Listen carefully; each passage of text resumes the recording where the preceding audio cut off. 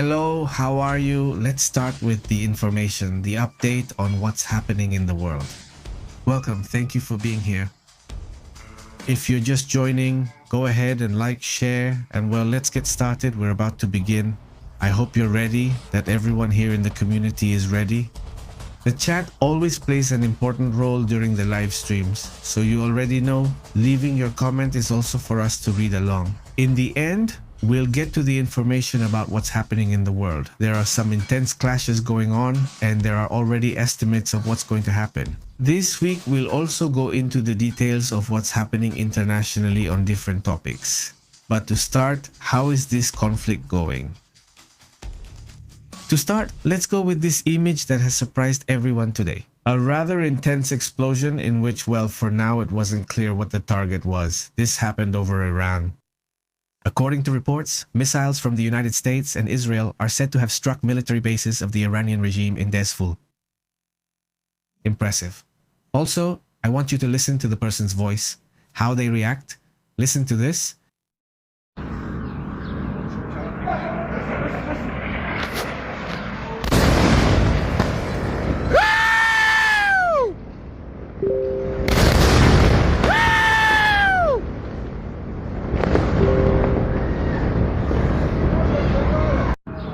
Impressive. This explosion is impressive.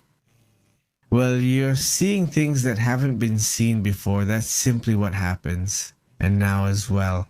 Well, this moment was reported and captured. Take a look at what was caught. They're surely reporting an Israeli system, the Arrow 3 system. Habría interceptado un misil balístico. This is the moment. Look at how spectacular it looks. First, the missile that is entering the atmosphere. The ballistic missile goes above the atmosphere and then enters the Earth, enters the atmosphere. But at that moment, it was destroyed by the interception systems, the defense systems, in this case, the Arrow 3. It simply disappears. Is it really, well, amazing what's happening? And also, well, in these images that you can see, they've been showing how the Israeli Defense Forces have reportedly been attacking the Kasamia Bridge, which is in southern Lebanon. It had already been said that this bridge was going to be attacked. Well, the bridge in that area in the south has ended up being destroyed to prevent Hezbollah from easily moving south towards the border with northern Israel. Well, that's also part of what's happening in the world, but look, let's get to the details. No, let's not get to the details. Thank you for joining us this Sunday. We have, well, some details about what's happening in Israel. They bombed military centers in Tehran. A series of, well, attacks are being reported toward the capital, right, in this region of the world, where Israel launched airstrikes against facilities. The fourth week is beginning. It's the start of the fourth week of war. Tension is escalating with global threats that could impact the economy, energy, and international security. Israel attacked military bases, weapons factories, and intelligence centers in Tehran during the night. From Saturday to Sunday, March 22nd. Big greetings to Eliseo, first comment of the day, all the way to the Dominican Republic, huge. Also, greetings to Panterita. How have you been, Panterita? Greetings to everyone who left the first comments of the day. The first update of the day, today is Sunday, so we're coming out later, but we usually have updates early. Well, look, another topic that's also drawing attention is that the intelligence headquarters and the internal security command centers were attacked. And little by little, they're at least trying to weaken Iran's intelligence and organizational capabilities. Will this bear fruit? Will it have a result that leads to a ceasefire? Or is this simply not going to happen? Yesterday, Basar Gajic, the Minister of Foreign Affairs, said that they do not intend to have a ceasefire. Period. That's it. The United States yesterday issued a 48-hour message and 24 hours have already passed. Tomorrow, those 48 hours will be over. And what they have said now, the message that Iran has given Iran, is the following. Look, before I go into the details of what they have done, the attacks they have carried out, today, the Iranians, who have also launched attacks, have said the following. They say, okay, they received the message from Donald Trump that either they open the Strait of Hormuz in 48 hours or they will attack the power plants that Iran has in different parts of that country, leaving them in the dark. But also the desalination plants, many important areas of Iran depend on them. Their drinking water depends on those desalination plants. So obviously this has been generating controversy, obviously. What did he say today? Iran Today, March 22 reports say that they would have said that if, in any case, the United States attacks these power plants. Well, Iran's strategy will now be to completely shut down because right now they say it's not 100% shut down. They now claim they will completely close the Strait of Hormuz. If this happens, that is overnight, at least temporarily, but maybe for months, 1/5 of the world's oil would be lost. And that would have an immediate effect on prices. That's why we're waiting to see how things go, how oil prices will be in just a moment later this Sunday afternoon. For us here on this side of the world, no, we are in northeastern Mexico. We're here in Monterrey. For those watching from other countries who don't know where that is, well, it's in northeastern Mexico. Let's say if you know where Texas is, well, it's right next to Texas. Yes, and well, that's it. The Japanese time zone will let us see what tomorrow looks like. The topic of oil isn't open yet. We're still waiting for it to open.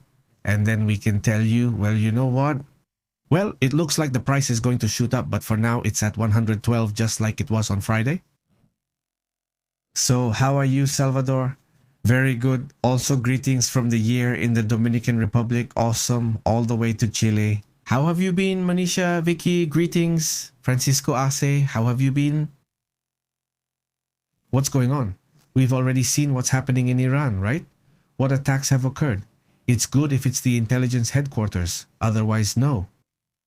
Up until now, what's been happening inside Israel is also being reported now. Yesterday was a difficult day for some areas, especially for the south of Israel, because there were more than 140. Yeah, it was a tremendous situation. Now then, right now, at this moment, attacks are being reported inside Israel with these warheads, cluster warheads as they call them. We won't go into the details of what is known about this topic, no, and we'll be discussing the reactions that are expected. Also, what's happening with the United Kingdom, because it was already clear that the United Kingdom was going to get involved in the conflict. Why? Well, because they've already launched 2 ballistic missiles at Diego Garcia, a British island. Although the missiles didn't hit, alarms have sounded. There is movement, including from the United Kingdom, which we'll discuss. But to begin with, look, it has been reported inside Israel that these cluster bombs were launched. The attack, according to reports, would have been in Tel Aviv. The submunitions were dispersed, meaning, as you know, the missile opens in the air and releases them. These are like spheres, which are submunitions. Sometimes they're other explosions, sometimes they're incendiary chemical material, sometimes they're explosives with shrapnel. So they're different things. Right now, reports say there are 15 people injured, yes, and one of them is in serious condition. Yes, cluster, yes. In residential areas causing damage to houses and streets. Emergency services report several injured people who were immediately taken to hospitals. The conflict has already left up to 4,500 people hospitalized so far. Yes, a large part, yes. The civilians were trying to reach their shelters, not so much because of the explosion, but because of the rush to get to the shelter.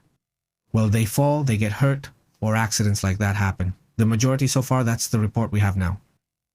Also, previously yesterday there were attacks toward Dimona and toward Arad, and there were also multiple injuries, including children. Haven't 400 missiles been launched from Iran since the beginning of the war? 400 missiles apart from multiple drones, right? So, in that sense, the conflict keeps moving forward, but, they're still attacking and that hasn't stopped. Let's go now to the reaction from the United Kingdom. The United Kingdom is already preparing this submarine. Let's see if I can see it around here. This is the submarine they're definitely reporting on. Let's see if we can show it. pause here to see. We'll leave it there, right? The United Kingdom has deployed a nuclear-powered submarine called Her Majesty's Ship Hansen in the Arabian Sea. This would be in preparation for a possible conflict with Iran. It's likely that the United Kingdom is already going to get involved. Where is the Arabian Sea? Where has this submarine been deployed? Well, let's go to the map. Here it is. The Persian Gulf is also known as the Arabian Gulf. Yes, so, well, there it is, right? First they enter through the Arabian Sea, yes. It's, well, part of the ocean. Oman, which is this little piece, this is the Strait of Hormuz, this other one. Pedazo. Y luego acá. Persian Gulf, or also known as the Arabian Gulf. So, in theory, the submarine goes through here to enter, well, this area, right, where they could be operating. At the moment, it's not clear if it's already in the Persian Gulf or if it's still in another sea. Arabian, and it's the place where it meets the sea. So this is where it's going to stay, right? Although some reports mention the Arabian Gulf, I don't think it's going to be deployed there, but well, we'll see, right? In the end, well, the fact is not until we see the announcement. And that's if they even announce it, because, I mean, it's a war, right? They don't necessarily have to say where they are. Also, if that's the case, the Arabian stealth in submarines isn't about hiding, but about announcing where, well, roughly in the region at least. Yeah, they'll probably be talking about it. That's also part of what's expected right now. On the other hand, there's already a warning that the price of oil will keep rising because of this escalation. So let's get into the details of what is known so far. According to current reports, there are several triggers in this. In the end, these businesses, I'm talking about oil, well, oil companies are obviously going to try to raise the price. So there is an interest, at least among many groups, to increase the price of oil. And at the same time, Iran doesn't seem to be giving in, and the United States isn't going to give in either. What's coming in the next few hours, maybe by tomorrow, is probably a sign that the price is going to go up. Now, it's possible that they might release more reserves, try to bring down the price of oil. One of those things could end up being a surprise. But the energy infrastructure, the technological infrastructure related to the data centers in Saudi Arabia and those regions could be affected and could also trigger a domino effect. Analysts from Tony Scarmore at IG Markets reportedly said that the threat generated by this conflict. The United States says it's a ticking time bomb in which, well, they believe that because of this latest move by Trump, things are going to accelerate even more. Amrita Sen, founder of Energy Aspects, also reportedly stated, this clearly means a greater escalation, which translates into high oil prices. However, she says, those who believe this is going to calm down or that Iran will give in at some point, she at least believes they are wrong, that they will not give in. So basically, it's more like, well, high prices are coming, period, that's it. And it will depend on the closure of the Hormuz station. If Donald Trump keeps his promise, if he does what he said, which is to attack power plants, to attack desalination plants, well, Hormuz station will be closed for a while, forget about it. And if not, well, maybe they'll also start shooting at the refineries and oil depots and, well, they'll just hit everything. What capacity? They've already been showing that, well, it could happen, right? Now, why would they want, in the case, for example, of the United Kingdom, why would they want an oil tanker here? Basically, the oil tanker is to do more or less the same thing that the United States has been doing and what Israel has been doing, attack. I mean, they have missiles with precision capability to keep attacking. Above all, points where the boats are operating, where the depots are, where there are drones, or where it's believed there are drones, right? And this is what's going to start. In fact, this weekend, they already started attacking this area with the idea of reducing the power that the Iranian Revolutionary Guard might have. In this area, there will be places that are very well hidden, maybe, right? But at least they're going to try to weaken this area. That's right, send it to the submarine because clearly they're not sending or don't want to send troops. And also, as Javier says here, it's also symbolic. I mean, it's like letting the United States know that they're with them so Trump doesn't get so upset, like, they're not helping me and all that, right? So it's also a bit about that, right? You mean to please Donald Trump? And also to show the Iranians that they didn't agree at all with the launch of these missiles. As for Diego Garcia, no. So, this weekend, 2 missiles were launched that surprised everyone because they were aimed at this area. Yes, I mean, they were aimed at this region of the world here, this area, which is where Diego Garcia is located. And the joint military base with the United States, right? Even though it's British territory, it's a joint base with the United States. So the United Kingdom obviously didn't like this because they haven't gotten directly involved in the war, right? At least that's the idea they have, right? If they haven't gotten involved in the war, then why? Why would they be attacked, right? That's what's being reported now. Another thing that also caught my attention today is that the head of Turkish intelligence services is receiving the leader of Hamas. The Middle East disarmament is not included in this summary, but, well, there's a meeting that stands out. Obviously, Turkey also wants to have influence over what happens. In this idea that Hamas and that radical group should disarm in Gaza, have you noticed that at least up until now there hasn't been much talk about Gaza, right? And even the people from Hamas have been critical of the Iranians, saying they don't agree with attacking Arab countries. That's also something they've been making public, and that, well, draws attention in all this back and forth that's been going on, right? Another thing that stands out is this message from the spokesperson of Iran. I don't have the dubbing this time, but I have the full message. Let's listen to part of it. Thank you. وكما أثبتنا عمليا فإننا سنستهدف مصدر. Well, just to get an idea of how it sounds, right? The thing is that the spokesperson for the Islamic Revolutionary Guard has warned the Emirates, note the United Arab Emirates, that if any aggression is launched from their territory toward the Iranian islands of Abu Musa and Greater Tunb in the Persian Gulf, Iran basically says it will launch devastating attacks. This comes after the Revolutionary Guard launched hundreds of missiles toward the United Arab Emirates. They claim that after launching missiles, any attack on them will result in even worse consequences, right? The Arab countries, I think they already knew what was going to happen. They knew that was a possibility. In fact, why do they buy all those defense systems in the Arab countries? Who is their enemy? They get along well with this. Well, there you have who their enemy is, right? All that investment of billions of dollars that was made for years, well, let's say it's paying off, in the sense that most of the attacks have been destroyed in the air. And in the next phase, which is the one they're about to enter, well, it's that the Arab countries are already starting to operate against Iran. I mean, directly now, no, well, let's move on to another topic.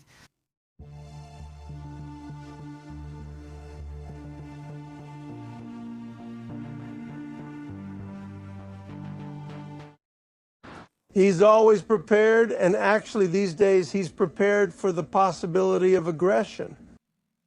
Well, according to the reports, the Deputy Foreign Minister, the Cuban Deputy Foreign Minister has been stating that they are preparing for a possible military aggression from the United States.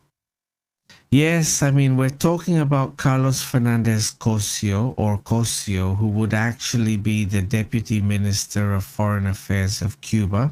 He has been reporting in this interview where he says that they are already prepared for a military attack from the United States. They believe this in Cuba. At least the regime believes that they could be attacked by the United States because of what they've seen in Venezuela, because of what they've seen, obviously, in Iran.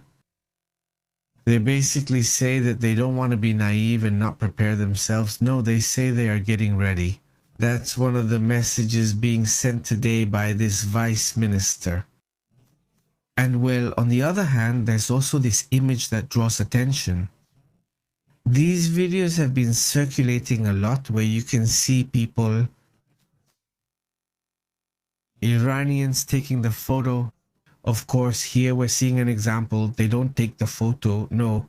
And what the people from Israel are asking is, take a photo of your video.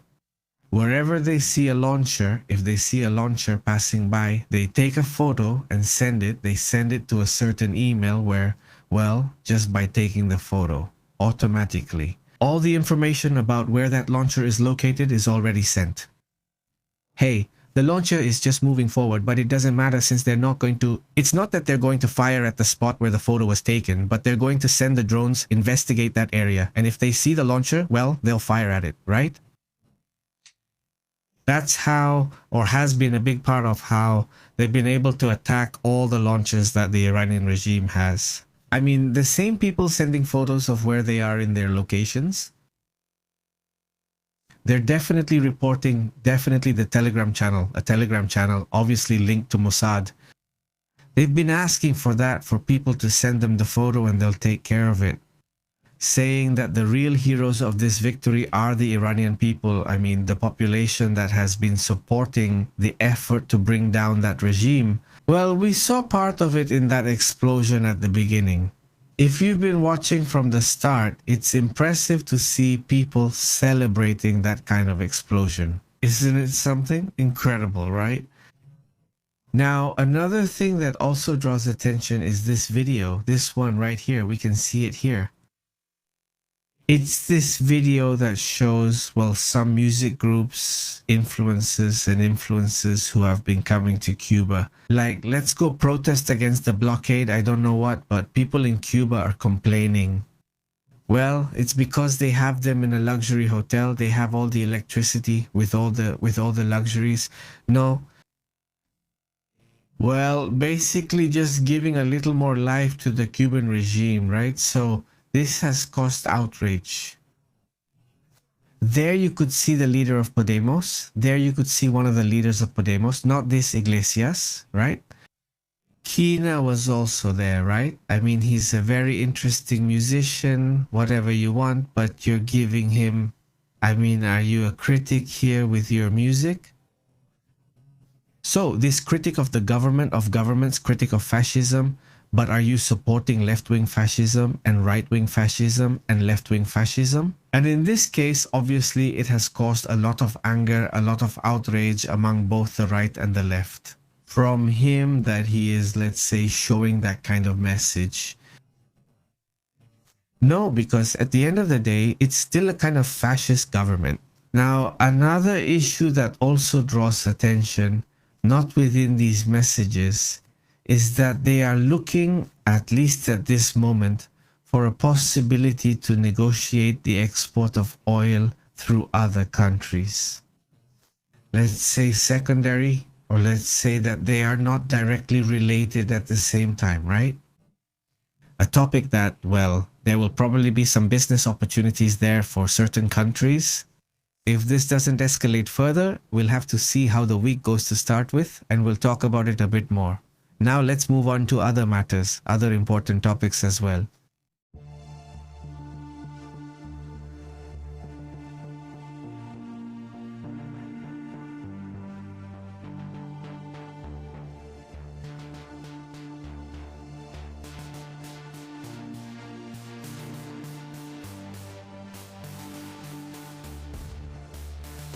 He says there was quite a strong earthquake. Well, not just one. There have been several earthquakes, 3 earthquakes so far, 3 earthquakes with a magnitude of 6.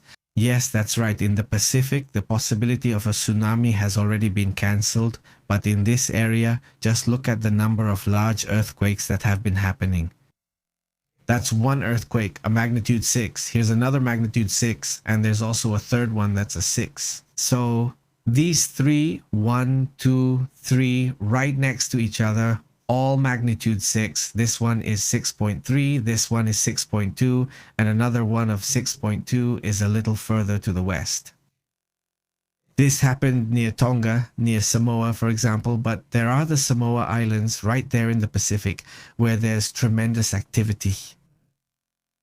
All the earthquakes, the 3 earthquakes, besides those, there are more, right? There are others of 5.7, for example, 5.6, and so on. All the earthquakes at a depth of about 10 kilometers, pretty strong ones. No, the earthquakes, no. And well, that's also something that draws attention. It's not good. It's part of what's happening in that region of the world.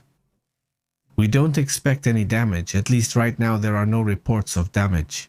There are islands that don't have tall buildings, obviously. They're more like little houses, small houses. The issue is tsunamis can make things more dangerous because resources aren't available. But so far there hasn't been any significant change in the sensors that these buoys have there. And well, at least for now, a tsunami hasn't been reported. No, I don't think it's going to be reported because a few hours have already passed. So, well, that's also something to keep in mind. Let's move on to other important matters.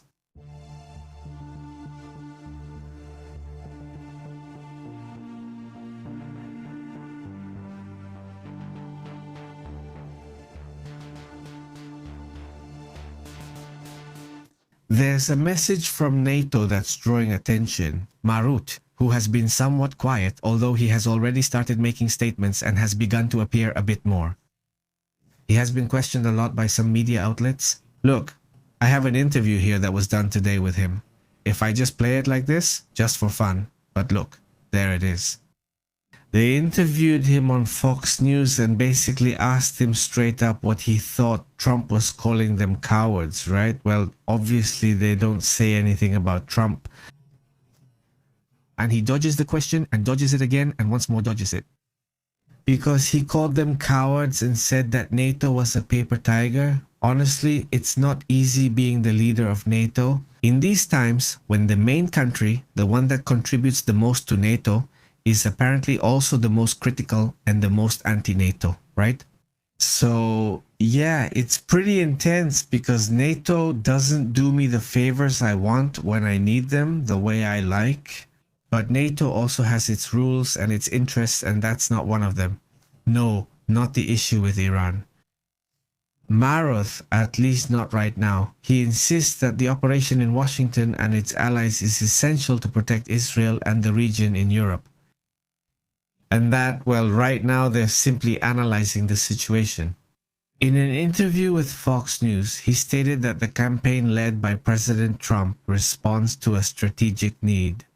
And is it crucial for the President of the United States to do this to eliminate the nuclear capability and the ballistic missile capability? The head of the Atlantic Alliance insisted that the magnitude of the risk goes beyond the Middle East. It is an existential threat to Israel, a threat to the region, a threat to Europe, to the entire world. Well then, if you as NATO recognize that it is a threat to Europe, and what about us? Why don't you do anything? I mean, assuming that's how you officially consider it. Where are the actions, right? I mean, you can't say it's a threat and then say, well, yeah, but we can't do anything. I mean, that's kind of a mistake. We mainly thought about how this area of Cyprus was attacked. It was attacked 3 times towards Turkey. But there are 2 forces. One force is the United States saying, help me, and the other force is Turkey, which is also part of NATO. He says, don't even get involved in the matter, right? And other countries like Spain, other countries that say you can't get involved in the matter. Period. No.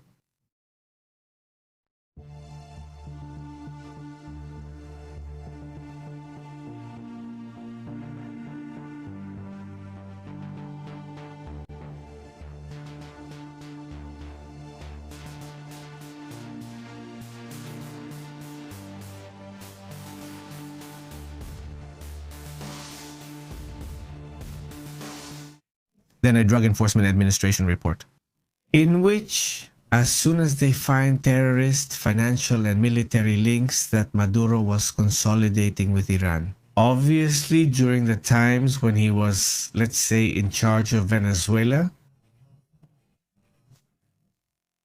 The document to Humanos has shown in 28 pages that they are the Venezuelans specifically. The Venezuelan regime at the time had a clear relationship with the Iranians in which the matter was solidified. Here from Venezuela, they were telling us that, and the Venezuelan community that has been coming here for years is telling us today, Pepe and Vivo, there is clearly a very close relationship between Iranian groups and Venezuelan authorities, right? For a while now, that issue was already known, but now it is gradually being revealed. Well, to what extent everything was involved? Well, there it goes. According to what's being exposed, the Maduro-Iran alliance would have created a global criminal network that shakes the security of America, not just Venezuela. The Drug Enforcement Administration report reveals how Venezuela and Iran built an international criminal network. The investigations warn of direct risks for Latin American countries and also direct risks for the United States. The Drug Enforcement Administration document is based on a study and an investigation that has generated 3,000 files in which this strategic alliance is detailed. In these 28 pages, they try to summarize those 3,000 documents. Operations to evade sanctions through financial networks have been identified. Panama is being used to evade certain sanctions and for money laundering. Dubai is being used and Hong Kong is also being used. Panama, Dubai, and Hong Kong are key in this criminal network. Iran has also reportedly received key support for its nuclear program, for example, access to Venezuelan uranium, with estimated reserves of about 75,000 tons. Just imagine, the transfer of 75 is also documented. Let's repeat it, because it's impressive. 1,000 tons. I mean, it's outrageous that it's known they have 9 tons of uranium, of course, uranium already, that are in different enrichment processes. That range from 3% in that new ton up to 1.012%, and then also 400 kilos at 60%, which is the most concerning part. But aside from that, from those 9 tons, they're talking about a mining process in which they would have estimated reserves of 75,000 tons. Ahora, those reserves are what Venezuela has in total. That's what they're saying. Those 75,000 tons would depend on what Iran wants, or maybe Russia. At least for now, in theory, the Iranians won't have access anymore. At least that's what is believed. It's also connecting with other organizations in Latin America, including dissidents from the Revolutionary Armed Forces of Colombia. Mexican cartels, watch out for that, creating a hybrid system between terrorist groups, political cartels, financial ones, and so on. That's a network that's much more complex than it seems. And if you let them be for a while, letting them grow and grow, at some point they were going to become something big. Maybe they're not very dangerous yet. The report also warns that there is an alliance that represents a structural threat to hemispheric security. If there were no facts here, if there were no clear facts, then one could say nothing. Well, this is part of the narrative to say that these are the bad guys, that these are the good guys. No, there are no bad guys or good guys here. Here there are simply groups of power, and some are groups of power clearly involved in crime, like in this case. But we also have to say that these are groups that have been imitating, pay attention, they imitate other movements that countries all over the world have used. But here it was done, and that's documented. For the same actions, Gracia took money from the cartels and sold those kinds of drugs, and then used that to finance movements he was carrying out in Central America. This has already happened, and it also happened in Afghanistan. And we all know that these are models that have existed not only in radical groups or in groups, let's say, that have been enemies of the West. But this has already been seen in the past, in other countries, in other circumstances, and they see, look, this works, and then movements start to happen. So at this moment, what is being dismantled is something that has possibly been growing for decades. Because if we count from when it started, which is quite a while ago, it's been some time already. All of this has been developing, and at least here in Latin America, it almost goes unnoticed. Not by the authorities, because sometimes I do think the authorities investigate, and the intelligence agencies in these countries actually do a better job than it seems. Even though sometimes it looks like they don't, I can assure you they're more aware than they appear. And many times they do operate, maybe not always as they should, but they do cooperate and take action. And in the midst of all this, what is common? I mean, most people aren't even aware. I mean, because it's not a topic that's talked about much here in the media, you see it and you might be shocked. In the media, at least in Latin countries, hardly ever do. The topic isn't discussed except, I mean, there are some who do talk about it, there are exceptions, but well, it's super interesting, honestly, what's happening. This report isn't because the debt says so, but simply because it's something that's already known, that's all. It's just that now they've given it shape, and it shows how there is, or there still isn't, a tremendous cancer, in the sense that it had been growing and that it might keep growing, at least for now. They're trying to raise more awareness about the issue, right? Another issue that will also have to be analyzed is what Maduro is going to say, what all this network of Mexican cartel leaders who are over there is going to say, and we still don't know much about them. The Mexican government has decided to send a lot of leaders over there. And probably many of them are going to talk and give more information about this whole network, about how things are.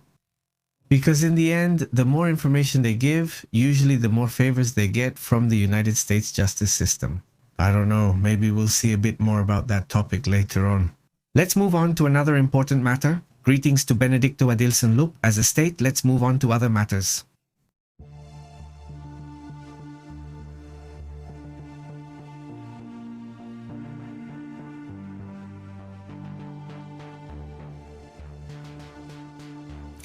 They're reporting an accident that happened in Qatar.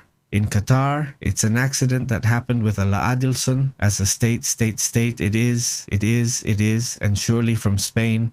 And the greetings, City Matters, Adilson Lap from Adilson, like from Turkey. Greetings to Turkey. Could he have crashed during a night mission in the open sea? Yes, at least 6 people are believed to have lost their lives and 1 person is missing after the accident. He was an elite soldier who was in Qatari territorial waters last night, according to the Qatari Ministry of the Interior. The aircraft, which was on a routine mission, fell into the sea on the Qatari side. But it was operated by a military group from Qatar and Turkey. They were working together. Military cooperation between Turkey and Qatar has roots going back more than 10 years. It's been 11 years. 11 years that this relationship has existed between them. Currently, Qatar has a contingent of 3,000 soldiers inside that country. Arab countries often act this way, making them seem almost like United States bases. Not just the United States, what those countries have done over time is allow different countries with which they have relations to have military bases there. One is kind of to protect the oil, but also kind of like just in case. If there's a war like right now, there's no temptation for Iran, for example, to attack Qatar. Which, well, clearly didn't help much because, for example, the French base isn't doing anything right now, and the other base from the United Kingdom either. It's not good either. In any case, maybe if they use drones, that's about all they could do, but so far, not much has been done. In that sense, another thing that's also interesting is that it's been reported that maybe the worst floods have been happening for a very long time. In Hawaii, at least according to reports, in the last 20 years there haven't been floods of this level. Let's dive into the details. This is already happening in Hawaii, so let's go.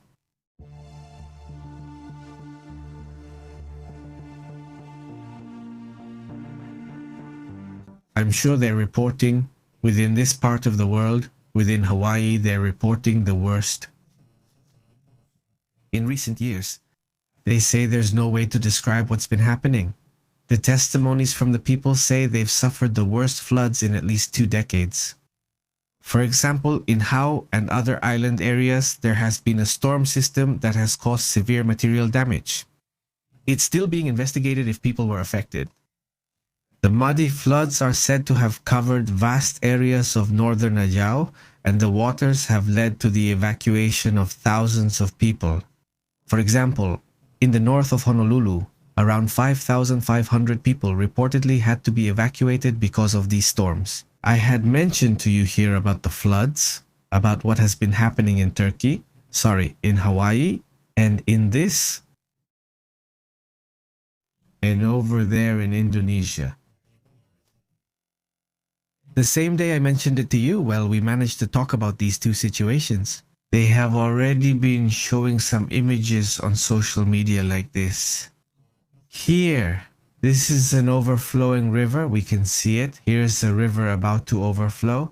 There's the bridge, also pretty serious. Here, well, this is it. The same swells they've had also because of the rains. Well, so it's hit them, according to what the authorities report. They warn that a dam they have there that's been around for about 120 years is about to give way, about to break. That's also another issue that draws attention. The island of Maui, the authorities have also raised the alerts.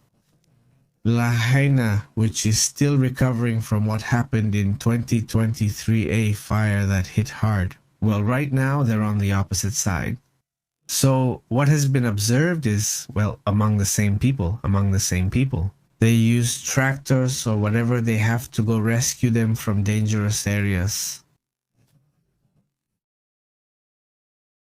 The residents who didn't evacuate had to be rescued. Basically, there was no other option.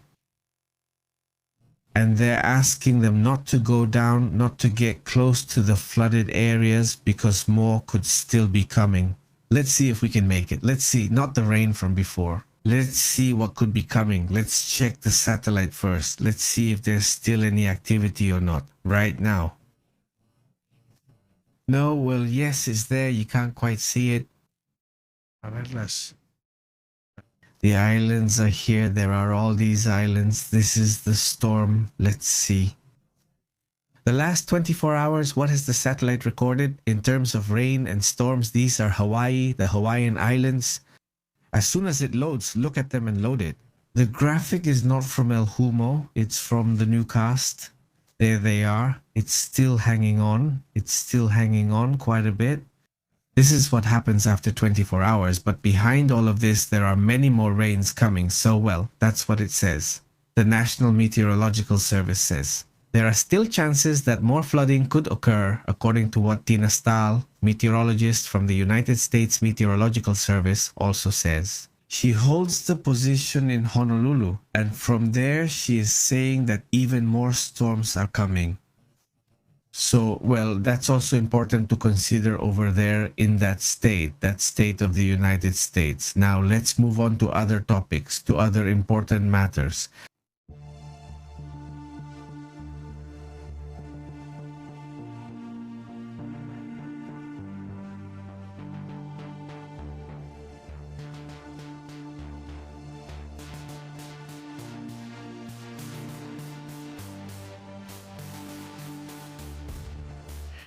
How have you all been? Happy weekend to everyone in the community who is joining, who is connecting here.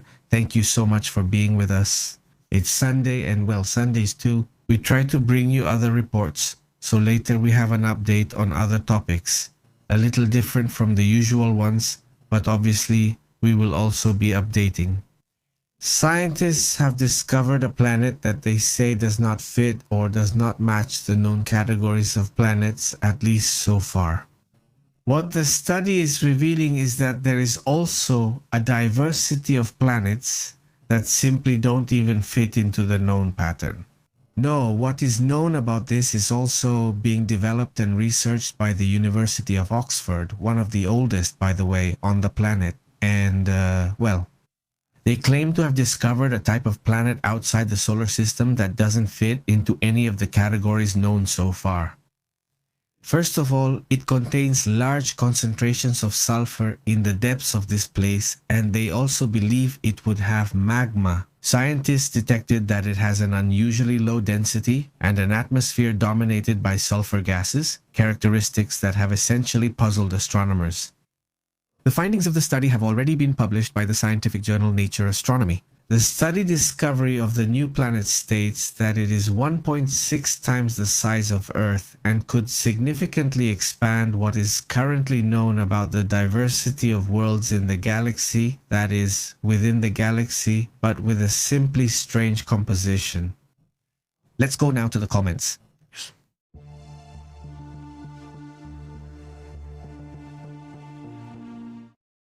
Greetings, Benedict. Very good. And today it's intense, not the rain, the storms over there. As you've seen, how do you feel the conflict is going? Do you think it's coming? And a break, just a few days. For example, even Afghanistan has calmed down a bit. Isn't there at least a temporary ceasefire? We'll be commenting in a bit. Are reactions from Netanyahu expected regarding the cluster bomb attack? About what he's been mentioning out there? Even the Iranians who have also... Let's go on Sunday. Honestly, for us here, especially with international topics, it's basically already Monday. I mean, for me, Sunday is already, well, Monday. Because, well, I'm already having to report what's happening. The 23rd for Asia, what happens on the 23rd for the Middle East, for Europe, and so on. So it's already our turn. Basically, it's almost a whole day. In the morning, it's calm. That's why in the morning, we always go out on Sundays to get some sun. Right now, we were just coming back from walking around the park, getting some sun for 2 or 3 hours. And well, to clear your mind a bit, not to get away from the news, because obviously we have to read a lot of information every day, analyze it, investigate it, and so on. So, Sundays are always a little time to relax, but today we came back. And from this time on, the updates start, because everything starts moving everywhere, right? And even more now with conflicts and all that. Greetings. Thank you very much. We try to balance it as best we can, but we do try to rest a little on the weekend, though it's not really much rest. I think that sometimes Friday is a bit calmer. There are times too, not lately, but as they say, you just have to check the price tomorrow. Well, in a little while, Mira. Let's see, at 8:30, I think in Japan it's 8:30 over there now Japan. Corazon. It's 5:35 in the morning, 5,678. I mean, in about 3 hours. And 3 hours, yes. In 3 hours, the price of oil will already be set. It's 2:35 here in the afternoon, 2:35, 34 and a half. We'll probably do an update at that time to see how this starts and to see what else is happening around then. We'll wait for another update later and we'll keep you posted, right? Unless there's something pending right now, something that needs attention. But about this topic, not about other topics. I think if there's an update on other matters, we'll check it right now, he says. He says, maybe, hopefully. What's going on? Benedict, good afternoon. You too. As you can see, the situation in Cuba too. I mean, Cuba, well, I understand that the regime itself obviously doesn't want to disappear. Of course not. They want to survive. But on the other hand, what's happening right now is more like a hybrid situation where there's a crisis. At the same time, because of poor management and also obviously because the United States is pushing it, right? So then it's a hybrid situation, I insist, where the ones suffering the most are the people. That's also another reality. Here, Mexico and other Latin American countries are sending aid. Let's hope it actually gets to where it needs to go. Even the United States has already announced several $1 million in aid that they've been sending over there, right? Which is also kind of paradoxical, isn't it? Hey, Mayo, how have you been? Greetings, Adelson. Gloria says, it depends. Tomorrow and the day after. Exactly. Well, okay, maybe oil will open with an increase, whatever you want, right? But if these 48 hours go by and things haven't calmed down, then supposedly it could escalate. If you have sulfur, the evil one is there, says Wilco. How are you, Wilco? Greetings, he says. Today is the day, says Gordia. And today is the day. Nowadays, everyone does whatever they want, he says. Very good greetings to everyone in the community who is joining. Thank you very much. How's your health? It's very good. Well, we'll be back in a little while with other topics. Thank you very much for joining us, for being here with us, with me, chatting for a bit. We'll continue talking in a moment. Take care. See you later.